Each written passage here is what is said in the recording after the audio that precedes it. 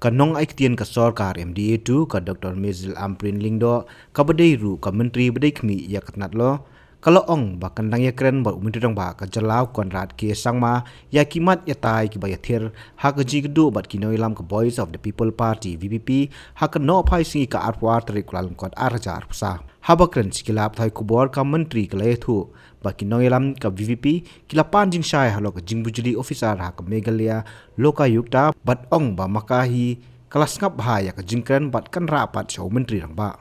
They have requested for justification on why is it that there was a change in the appointment of members to the Lokayukta, and they indicated that they would need another meeting with Honorable Chief Minister. I have accordingly communicated this request, which is very necessary, to the Honorable Chief Minister, whom I will be meeting shortly after this to further brief him on the details of our discussions. I express my sense of gratefulness to members of the VPP in the leadership of their president, because at this point of time, we would like to see that in our efforts to serve the people of the state of Meghalaya, we must follow democratic paths to ensure that whatever observation, whatever issue, whatever dissatisfaction that is felt by them, because they are an important segment of the entire wheels of democracy, and we must never isolate observations based on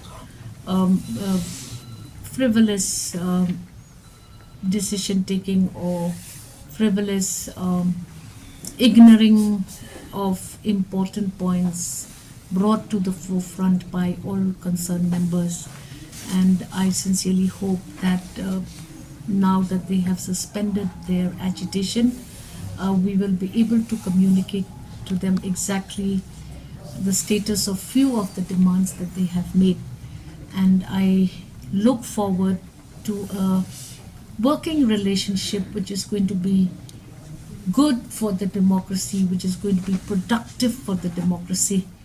And that was the meeting that we had, and it was very fruitful. So when will the Chief Minister hold a meeting with the VPP?